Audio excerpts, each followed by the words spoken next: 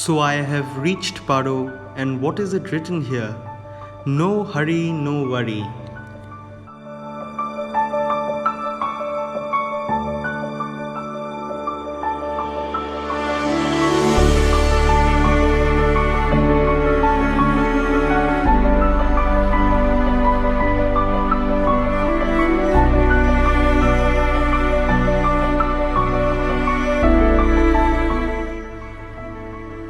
Although Bhutan is our India's neighboring country, here the cities provide truly a different atmosphere, whether it is the trees or the streets.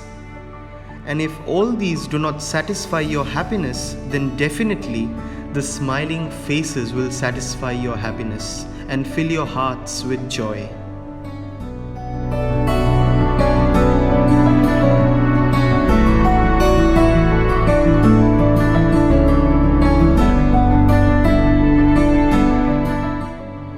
Just blissful. Reminds me of Frost's poetry. The woods are lovely, dark and deep, but I have promises to keep, and miles to go before I sleep, and miles to go before I sleep.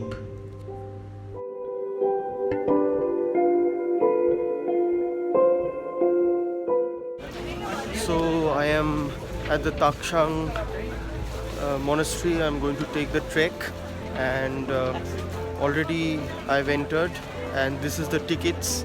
These are 500 rupees each, and I've also taken a stick because it will help me actually to climb down with ease. And yeah, so really excited to actually do this trek because it's 10,000 feet trek, and let's see, hope I can make it well enough. And yes, let's see. You guys must be thinking why I started the trek immediately on reaching Paro. It's because I think I was really very excited for this trek, and it's also because it's less crowded if you come so early in this morning.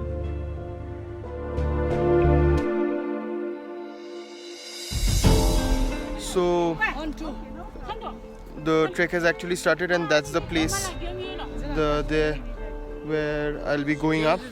And yeah, so it is said that we should not be talking, and this is the oldest and the most holiest place of Bhutan, and located at a very good height. Shayanda, how's the Josh?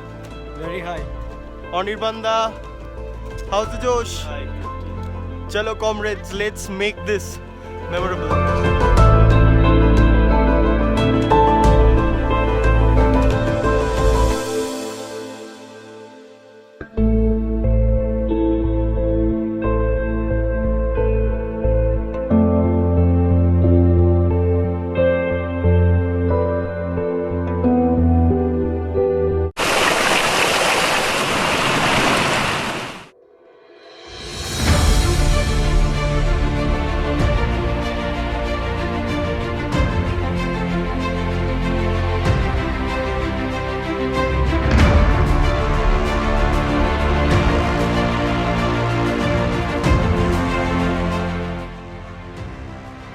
The trek to the tiger's nest is almost a 5-hour trek, and it is suggested that you should not speak during the trek as it saves a lot of energy.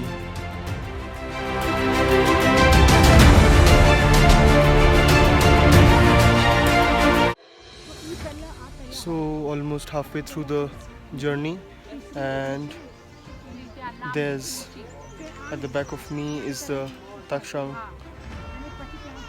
So near about a little bit more is left, not a little bit, but yes, really steep, but it's manageable. So that's the thing. Tourists are all sitting. There's a small seating arrangement for all the tourists, so people can sit here and little bit cool themselves and rest for some time, and then again continue the journey. So it's cool enough. something new because I've never tried before, tried anything like this trekking before. So really amazing and yeah, really enchanting beauty to actually visualize this, situated on a very steep mountain cliff, the Takhsang.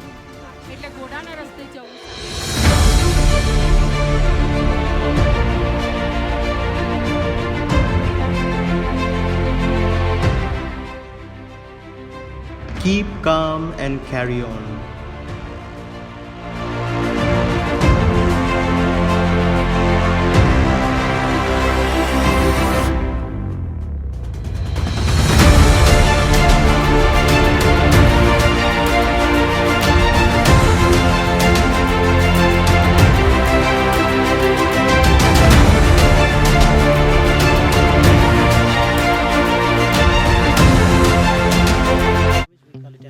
Takhsang. Okay. Tak means it's a tiger. Okay. Tsang means it's a nest, tiger nest. The meaning why we kept as a tiger nest is because actually the history date back to 8th century. 8th century. Before 8th century we didn't have Buddhism in Bhutan. So exactly 746 AD, there's a great Buddhist enlightened master known as Guru Rinpoche, or in Hindu is the Lord Vishnu. Okay. Who brought Buddhism to Bhutan in the 8th century to Bhutan, and then he introduced Buddhism. During that time, he manifested into different form. Yeah. And when he reached in somewhere in the eastern Bhutan, he took the manifestation of Guru Doji Dolo and created the miracle tiger. And he ride on the back of the tiger, and he flew from eastern Bhutan till this particular place because there was very great evil known as Singasambu. Okay. The evil was very powerful. Evil. Who used to. In Bhutan, there are some masks now. Yes. These are demons, right? These are not exactly demons. These are the masks which symbolize different meaning. Okay. Which give us the message what we supposed to do in the present life. Okay. Yeah. And then, so he took the manifestation of Guru Doji Dolo, very scared form, and riding on the back of the tiger, he flew from eastern Bhutan till this particular place. And he did meditation for 3 months. Okay. And then onwards he subdued the evil. Still we can see the place where he subdued the evil with the help of the weapon. Wow. Exactly in the center of the tiger nest there Tiger's is a big nest. hole, almost around 16 feet deep. Okay. And these days people used to do the offering, make a wish there. Okay. So this is true that if we do any kind of offering, or Yes. if we pray something, Yes. it will turn out to be true. Exactly. Okay. To make a wish. Okay. So whatever you are making wish, you will able to fulfill. Oh. And so after reaching, I mean, like at least once in lifetime we must Visit this. tiger nest. If we visit, then as if like we fulfill our wishes, not Okay. only for the present life but also for the next generation. So this was Mr. Ram from Guide Association of Bhutan, who actually said that we should actually visit the tiger's nest once in our lifetime and make a wish which can actually turn out to be true.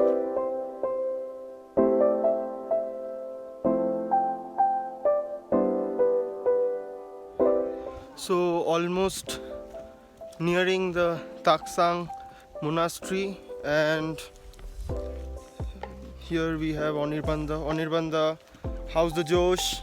Very high, So enjoying the trek, Anirbandha? pretty much. How's the experience? Exhausting. Did you believe that you will be able to make this? I had the motivation. True that. It was actually challenging, guys, but I think now much more confident that yes, I was able to complete this.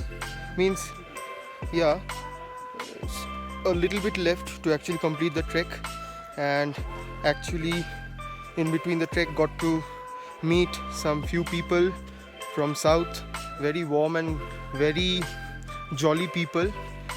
These things actually give you a lot of motivation, and you can see here's I'm standing on a cliff top and it's amazing. Just the feeling is so amazing, can't actually explain in words. Words will be short enough, right? So yeah, the other ones who are coming.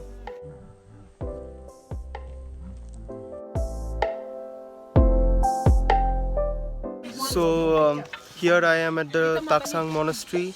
There's the monastery this way, and it's a beautiful feeling that the challenge of actually completing this trek is done, and it's a great feeling. I'm just loving this view, and here is the view of the entire Takhsang Monastery. Being the highest monastery gives us the entire view of Bhutan. It's just amazing. Really kudos to me that I was actually able to complete it. So yeah, now it's not allowed to photograph inside the monastery, so that's why till outside I'm just capturing.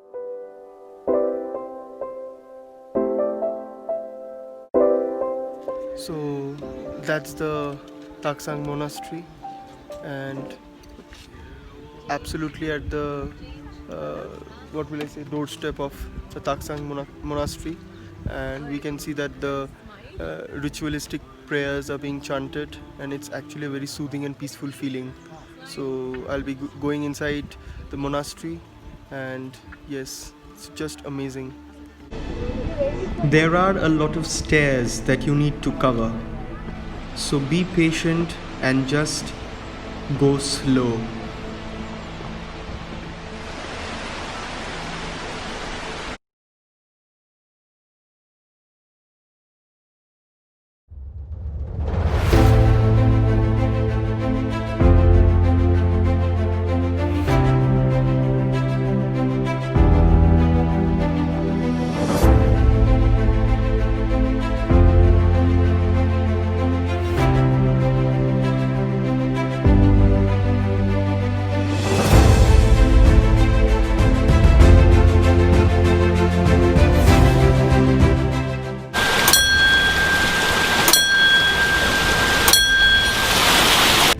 Really very lucky that I was able to complete this trek, as it's said that 4 out of 5 are not able to make it.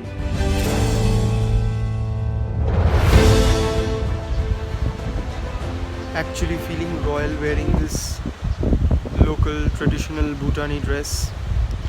Feeling like for a few moments as if I'm the king of Bhutan. But yeah, it's actually amazing to actually wear this dress. It's really very stuffy, but it's actually a cool dress. Gives you a very royal feel. The Kingdom of Bhutan is the only Buddhist kingdom in the world and is said to be the last remaining Shangri-La on earth. Before doing this, I don't think I ever understood what travel actually meant. Emnitu, we travel every day so much for work, but it's always been running from one commitment to the other. God bless journeys like this. Journeys that make you realize how much we end up missing out on. To more stories, to more new people, to countless more places. That's the magic of Bhutan that seeps you in an air of calm and positivity. The place starts feeling familiar in no time. Truly discovered places that never knew existed, and did things that would have never done if it wasn't this beautiful trip. Do you know Bhutan measures gross national happiness than GDP? So if someday somebody asks you about Bhutan, just smile and say it. This was the happiest experience in the happiest country on earth. Bhutan, you have my heart. This might be the end of this trip to the Kingdom of Dragons, but that doesn't mean that it's time to head home yet. Time to make another bucket list.